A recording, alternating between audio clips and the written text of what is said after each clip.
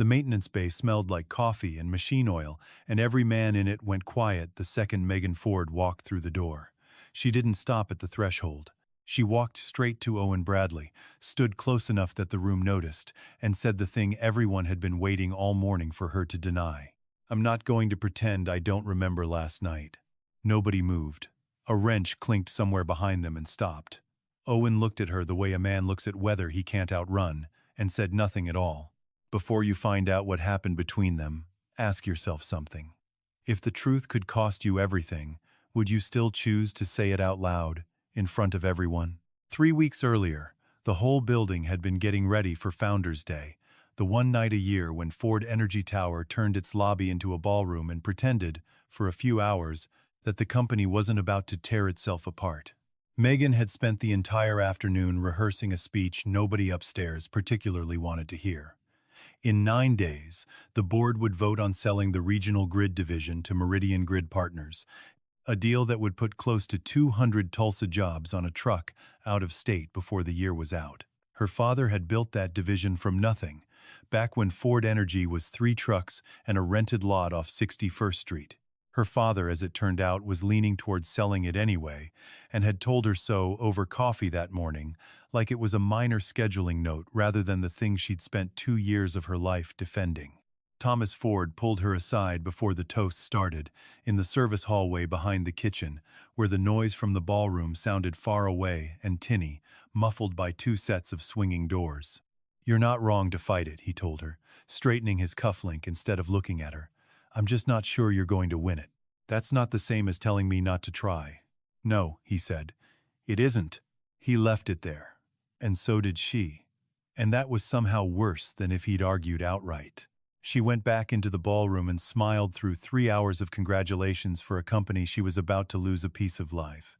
Shook hands she didn't remember shaking, thanked people for decades of service she hadn't personally overseen, and answered the same question about the Meridian deal at least a dozen times, each time in a slightly more careful version than the last, until the careful version was all she had left in her. Somewhere around 10 o'clock she stopped counting the glasses of wine, which was its own kind of mistake, the kind that only ever looks obvious to a person looking back at it the next morning. Owen wasn't at the party. He never was. He was 2 floors below it, in a mechanical room that smelled like ozone and warm dust, coaxing a decade-old air handler back to life so the East Ballroom wouldn't overheat during the toasts. He liked working nights. Nobody asked him questions at night. Nobody wanted small talk about his weekend or his daughter, or whether he'd thought about going back to school for something. He'd taken the overnight maintenance shift 4 years ago because the hours lined up with his daughter's school schedule almost perfectly, and because, after his wife died, a job that didn't require him to explain himself to anyone had felt, for a long while, like the only kind of work he could carry without his hands shaking. By 11, the party had thinned to the stubborn core of people who never left events early on principle. By 11:30, Diane Hobbs, who had spent 15 years keeping Ford Energy running smoother than anyone upstairs ever seemed to notice, had gone home, certain the car service had Megan covered, the way it always did after every company event, without fail. It didn't, this once. The driver had been pulled to another job an hour earlier by a dispatcher who never bothered to flag it, and nobody had thought to tell her assistant. Megan came out of the ballroom into an empty lobby, phone dead in her clutch, legs unsteady beneath her in a way she hated admitting even to herself, and found exactly one person left in the building who wasn't a caterer folding tablecloths into a rolling bin. Owen didn't ask what she was doing wandering the lobby alone at that hour. He got her water from the cooler by the security desk, got her a chair, waited a full 10 minutes to see if the car might still show. When it became clear nothing was coming, he called a service himself, gave the dispatcher his own name and his own card, and rode with her the 11 minutes to her building, because leaving a woman that unsteady alone in the back of a stranger's car wasn't a thing he was willing to let happen on his watch. She said very little in the car. Once, near a red light on Riverside, she murmured something about her father and a truck lot and nobody remembering how any of it started. And Owen just nodded and let her talk without asking a single follow-up question. He walked her to her door on the 9th floor, waited until he heard the deadbolt turn, and then he went home. Grace was still awake when he got there, curled on the couch under a blanket that used to be her mother's, waiting up the way 9-year-olds do when they've quietly decided that sleep is negotiable. "You look tired," she said, studying him over the edge of the blanket. "Long night," he said, and that was all either of them needed. She didn't ask what kind of long night. She never did. That was one of the things about Grace that he'd come to rely on more than he probably should have. She asked about the things that mattered to her, not the things that were supposed to matter. And right now what mattered to her was whether he'd remembered to sign her permission slip for the aquarium trip. He had. It was on the counter, folded twice, exactly where she'd left it. She went to bed satisfied, and Owen sat alone at the kitchen table a while longer, running his thumb along a chip in the table's edge, thinking about how a stranger's hand had gripped his arm in the elevator, like it was the only steady thing in a room that wouldn't stop tilting. By the time Megan walked into the maintenance bay the next morning and said the sentence that stopped a room full of men mid-motion, the story had already started moving without either of them having a say in it. Some mornings arrive already decided for you. So before you see what a small choice cost this family, ask yourself, how much of your own life got decided by someone else's version of events? It moved fast, the way these things always do in a building where everyone knows everyone's schedule better than their own. By noon, 3 different versions of what happened were circulating through the tower, each one worse than the last, and Diane spent half her lunch hour trying to run them down before they reached the executive floor. She failed. Gossip in an office tower travels faster than any memo she'd ever drafted in 15 years of trying. That afternoon, a different kind of trouble showed up on the east side of the 14th floor, a hairline crack running along a support beam near the stairwell, the kind that made facilities managers nervous and made insurance underwriters nervous, just reading about it in an email, and city code required an outside engineer to sign off before anyone so much as touched it. The firm sent Walter Higgins, 61 years old, semi-retired, the sort of man who trusted steel a great deal more than he trusted people. He met Owen at the site with a flashlight and a laser level, running his fingers along the crack line while Owen held the ladder steady, and it took him exactly 4 minutes of watching Owen work before something clicked behind his eyes. "I know your face," Walter said, not looking up from the beam. "Not from here, though." Owen kept his eyes on the flange. "I get that sometimes. Guess I've got one of those faces." "No," Walter said slowly. "Vantage Structural. You did the reinforcement drawings on this exact building, 8 years back now? I pulled your stamp off the archive set once, years ago, over a load calculation dispute with the city.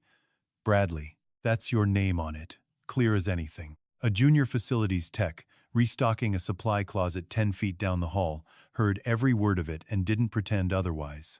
He kept restocking, but slower. Owen didn't answer right away. He tightened a bolt that didn't especially need tightening. "That was a long time ago," he finally said, and turned back to marking the crack for the repair crew with a stick of yellow chalk. Walter, sensing he'd wandered somewhere he wasn't invited, let it drop and went back to his notes. But the tech didn't let it drop. By the end of the shift, half the maintenance staff knew that the quiet guy who fixed their vending machines and replaced their light ballasts used to design the very buildings they worked inside of. Grace asked him at dinner why he looked so far away, pushing green beans around her plate without eating them. "Work stuff," he said. "Nothing you need to worry about, kiddo." "Okay," she said, and reached for the ketchup, and that was the whole conversation, and somehow it was enough for both of them. That night, 3 floors below where Megan lived, a security guard named Frank Doyle pulled up the lobby camera footage from Founders Day out of simple boredom, the way people scroll through things they have no real business scrolling through. Frank had worked the overnight desk for 6 years and owed Gary Truitt a favor from a time years back when Gary had quietly kept him out of trouble over a missing petty cash drawer nobody upstairs ever needed to hear about. When Frank saw the timestamp, Megan Ford, unsteady on her feet, being walked to her door by a man in a company polo, he didn't think twice about who might want to see it. He cropped 2 still frames from the footage and sent them to Gary before midnight, with no note attached. None was needed. Gary would know exactly what he was looking at. Gary Truitt looked at those 2 photographs for a long time before he did anything with them, turning his phone over on his desk once, twice, like he was weighing something heavier than pixels. He was 72 hours from a board vote he badly wanted to win, and he'd been short the votes he needed for 2 straight weeks. Ever since Megan started calling board members personally to walk them through the Tulsa job numbers, Meridian's projections had conveniently left out. He didn't know yet what had actually happened in that lobby, and he didn't especially care to find out. What he had was a photograph of the company's CEO being walked, unsteady, into her building by a maintenance worker at midnight, and a board split down the middle over whether to hand off 200 Tulsa jobs to a company he happened to hold a quiet stake in. Through a holding entity nobody had ever bothered to trace back to his name. He made 2 phone calls that night. Neither of them was to Megan. The board meeting he called for 2 days later was framed, on paper, as a routine quarterly review. Nobody who walked into that room believed it for a second. Gary opened the floor before the coffee had even finished pouring, sliding 2 printed photographs across the polished table like they were nothing more than exhibits in a routine filing. I think we need to discuss whether our CEO's judgment can be trusted with a decision of this size, he said, folding his hands, given recent events. Megan didn't flinch, though she felt the whole room's attention land on her like weight dropped from a height. If you have something to say, Gary, say it plainly. I'm saying there's a photograph of you being escorted into your building at midnight, visibly impaired, by a member of the maintenance staff. I'm saying that's not the kind of story this company needs 3 days before a vote that affects 200 families and their mortgages. His name is Owen Bradley, Megan said, her voice level, deliberately unhurried. He made sure I got home safely because no one else was available to. That is the entire story, start to finish. Is it? Gary said, in a tone that wasn't really a question.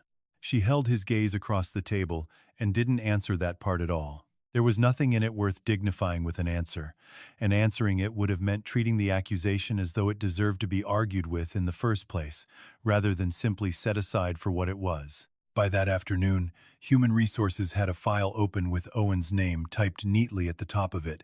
Procedural, careful, the kind of file built to look neutral while it quietly asks a man to account for himself in writing. He sat across a narrow table from a woman named Priya Anand, who read the complaint aloud from a printed sheet without much conviction in her voice, and then asked him, gently, whether he wanted to add anything to the official record before she closed the file. I got her home safe, Owen said, hands folded on the table, not fidgeting. I didn't go inside her apartment. I waited by the door until I heard it lock, and then I left. That's the whole thing, beginning to end. I believe you, Priya said, setting her pen down. I still have to ask for the record. I understand. Ask what you need to. He didn't raise his voice once, and he didn't ask what would happen to him afterward, though the question sat in his chest the whole drive home, and stayed there through dinner, through Grace's homework, through the part of the evening where he usually stopped thinking about work entirely. He'd learned a long time ago, back in a different building with a different title on his badge, that men who explain themselves too hard usually end up looking guiltier doing it than the ones who just tell the truth once, plainly, and let it sit there on its own. He and Megan had never once discussed what either of them actually did for a living beyond the surface of it. Her, the CEO 9 floors up. Him, the man who kept the building's bones from failing quietly underneath everyone's feet. And neither of them brought any of that up now either. Not to HR, not to each other. There was nothing in the file about who he used to be. Nobody had asked, and he hadn't offered, and it felt, for now, safer that way. Gary didn't stop with the board.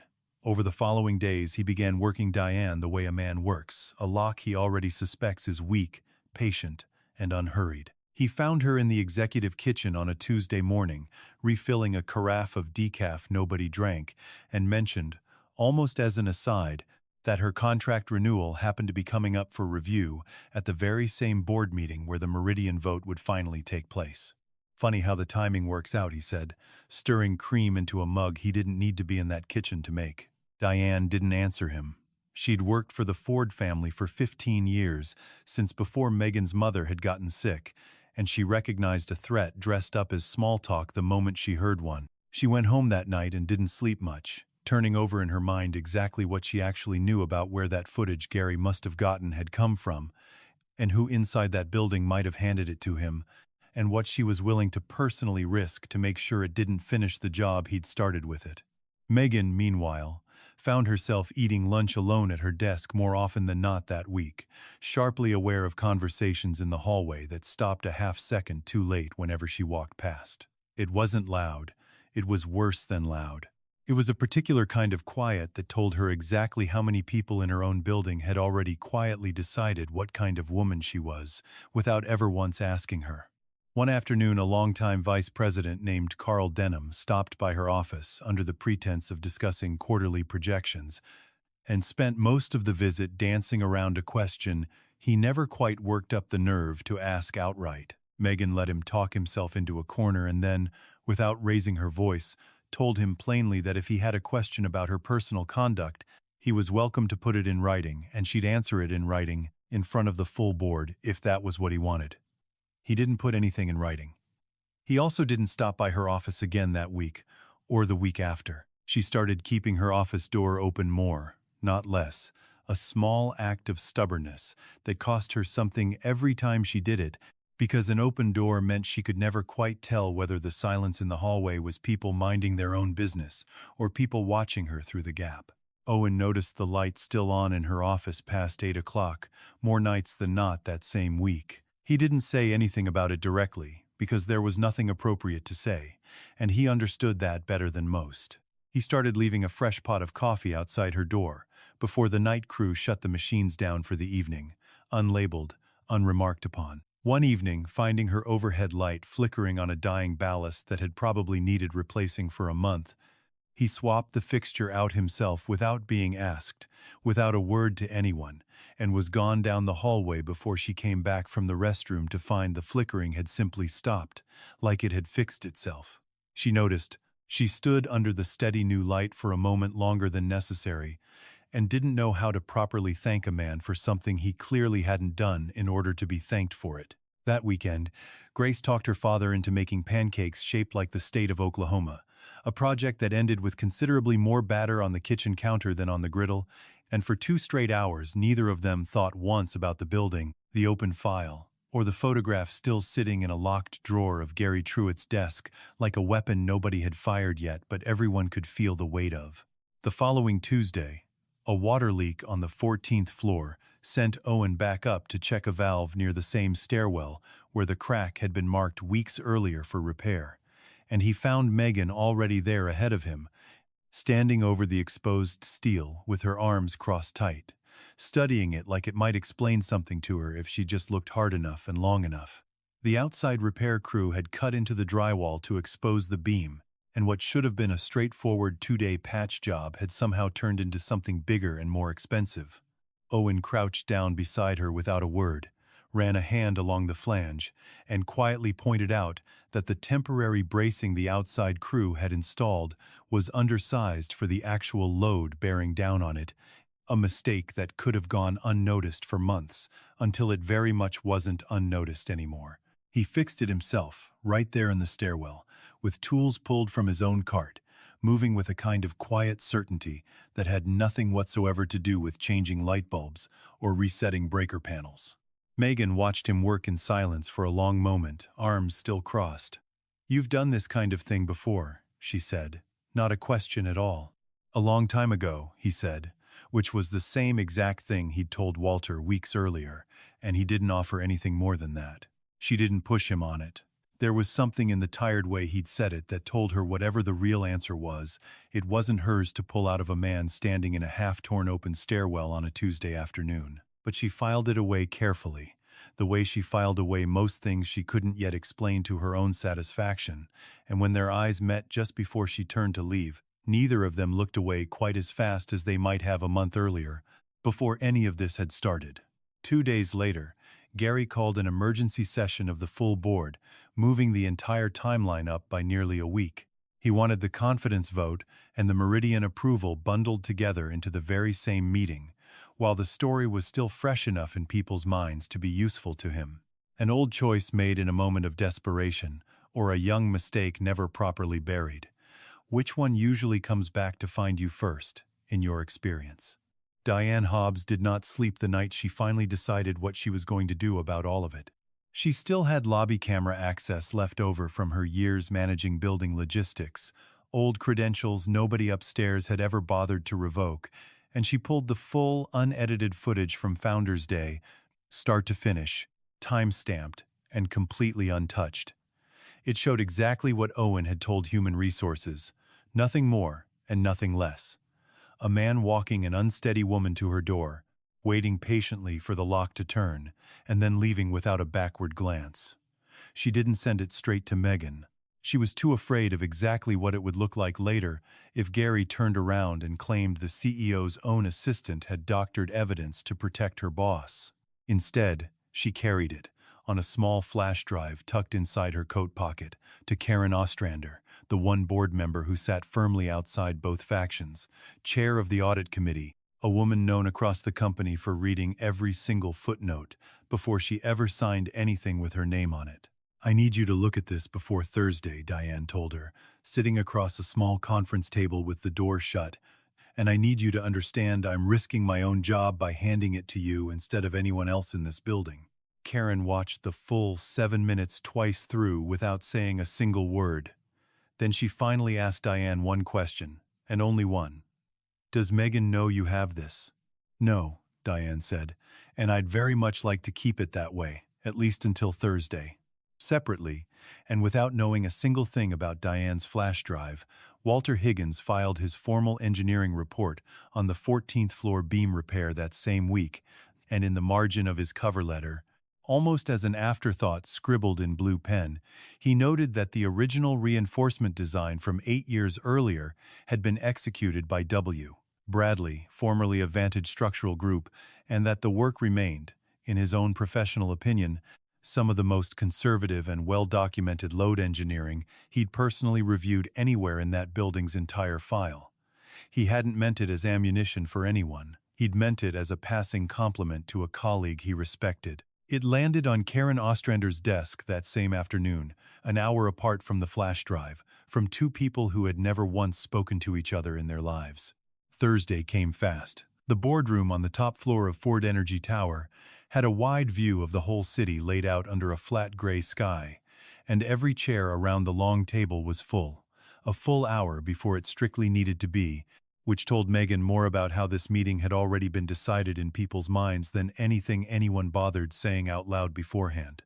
Gary opened with the photographs again, laying out his case with the practiced calm of a man who had rehearsed every line of it in a mirror that morning, arguing that a CEO who couldn't manage her own judgment for a single night couldn't reasonably be trusted with the company's entire future, and that the board owed its shareholders a leader with steadier hands, someone willing to move forward with the Meridian sale without personal sentiment clouding the hard numbers. He was midway through his closing point when Karen Ostrander finally raised her hand, not to ask a question this time, but to end one before he could finish it. "Before this board votes on anything," she said, "I think everyone in this room needs to watch 7 minutes of footage first." She played it on the wall screen without asking permission a second time. The room watched Megan sway slightly near the elevator bank, watched Owen appear beside her without being summoned by anyone, watched him hand her a bottle of water from the leftover catering table, watched the two of them ride out into the night in a car he'd called and paid for with his own card, watched him walk her all the way to her door and stand there, patient, unmoving, until the lock finally turned. Watched him leave immediately afterward. No lingering, no second look back over his shoulder. Just a man doing the decent thing, quietly, and then going home to his own kid. "This is the entire, unedited encounter, time-stamped by building security," Karen said into the silence that followed. "I'd also like the board to know that the man in this footage is Owen Bradley, formerly a senior structural engineer with Vantage Structural Group, responsible for the original reinforcement work in this very building, according to an independent report filed this week by our own contracted engineer, who happened to recognize him on site by pure coincidence. I don't know why that fact was conveniently left out of whatever version some of us were shown earlier this week.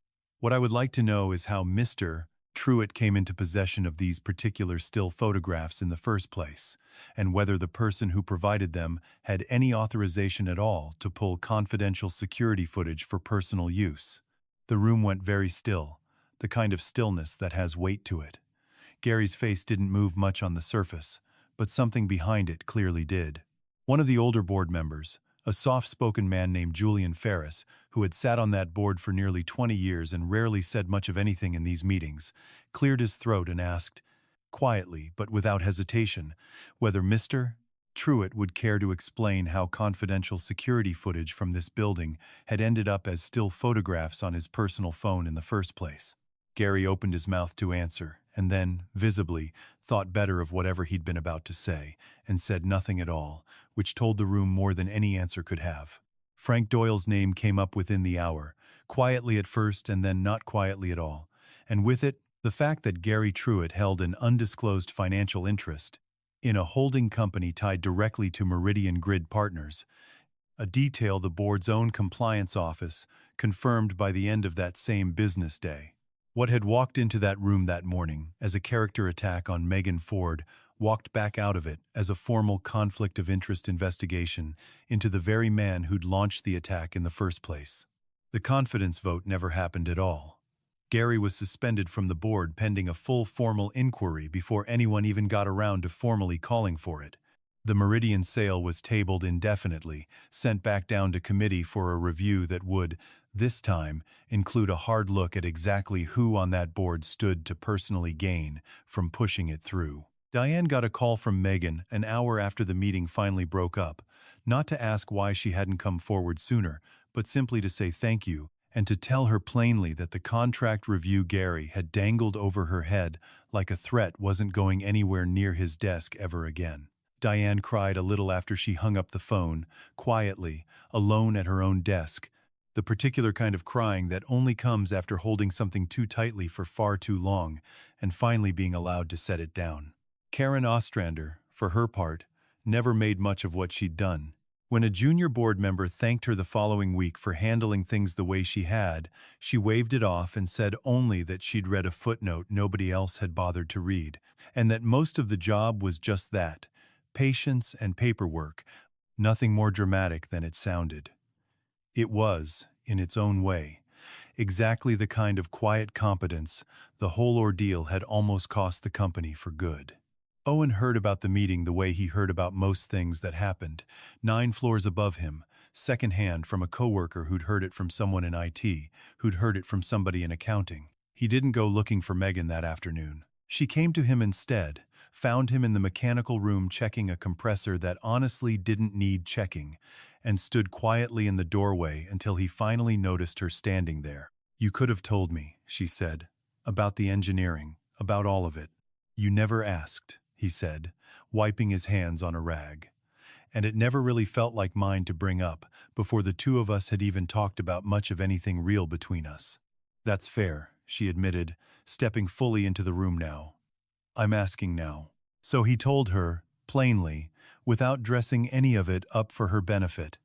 8 years at Vantage, department head by the time he was 30, and then an acquisition that folded his entire division into a single line item on a spreadsheet and eliminated it in one afternoon. Nothing personal about it, nothing to do with his own performance, just numbers on a page that apparently didn't need his name attached to them anymore.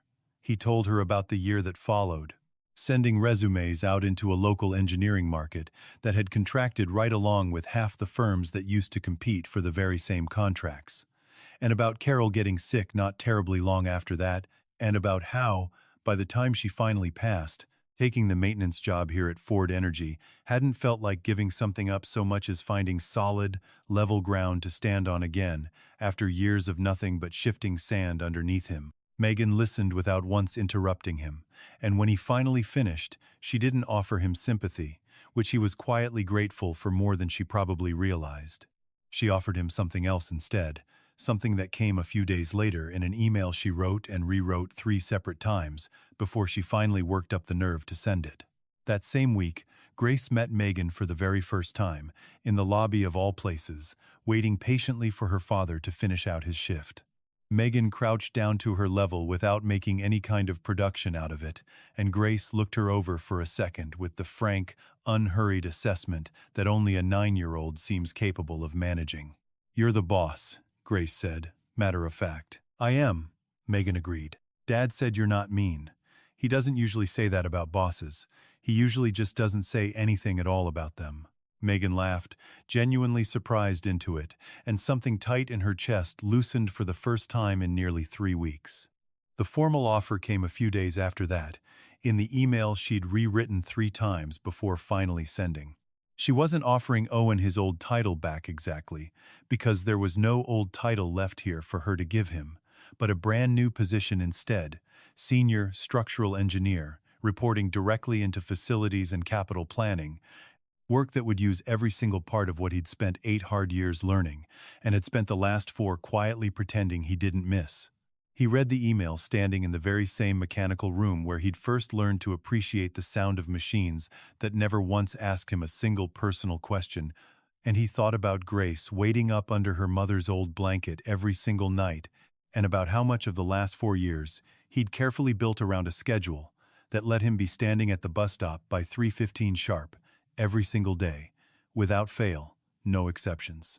He wrote back and told her he wanted the position, but that he needed the hours to work around his daughter, no late nights unless it was a genuine emergency, no travel that pulled him out of town during the school year for any reason. He read the email over twice before sending it, half expecting to sound like he was making demands he had no right to make, and sent it anyway, because Grace had never once had to compete with a job for his attention, and he wasn't about to start now over a title. He half expected some kind of negotiation back, a counteroffer, a request to reconsider the travel clause at least. Instead, Megan simply rearranged her entire department's meeting calendar around a firm 3 o'clock hard stop, without turning it into a conversation, without ever once mentioning the reason why out loud to anyone on her staff. He noticed the change within the first week, the way certain recurring meetings had quietly shifted an hour earlier across the whole department.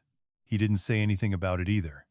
Some things, it turned out, didn't need to be said out loud in order to be fully understood by both people involved.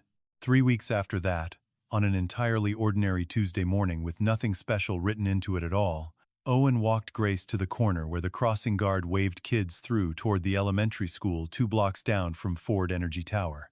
Megan happened to be walking the very same direction that morning, coffee in hand, headed in early for a meeting that could have easily waited until later. It wasn't planned, not by either of them. Neither one would have readily admitted to quietly hoping it might happen anyway. "Morning," she said, falling into step beside them. "Morning," he said, and Grace looked between the 2 adults with the particular patience of a child who has already privately figured out something the grown-ups are still pretending not to know yet. They walked the last block together, the 3 of them, not saying much of anything that especially mattered. Grace chattering the whole way about a science project involving baking soda and a papier-mâché volcano that was, according to her, definitely going to be the best one in her entire class. No contest. At the school gate, Grace ran on ahead without looking back once, the way kids do when the goodbye part of the morning isn't the important part to them at all. Megan and Owen stood there together a moment longer than the moment strictly required of either of them. Neither one reached for the other. Neither one especially needed to. There was a stillness sitting between them now that hadn't been there in the maintenance bay 3 weeks earlier, back when the whole building had held its breath together waiting to see whether she'd flinch from what she'd just said out loud in front of everyone. She hadn't flinched then. She didn't look away now either. "I should probably get to that meeting," she said, not moving an inch. "You probably should," he agreed, not moving either. Somewhere behind them, the crossing guard waved another cluster of kids through the intersection, calling out the same easy joke she made every morning, and neither of them turned to look. Neither one of them pretended anymore about any of it. That, it turned out, had quietly been the whole point all along.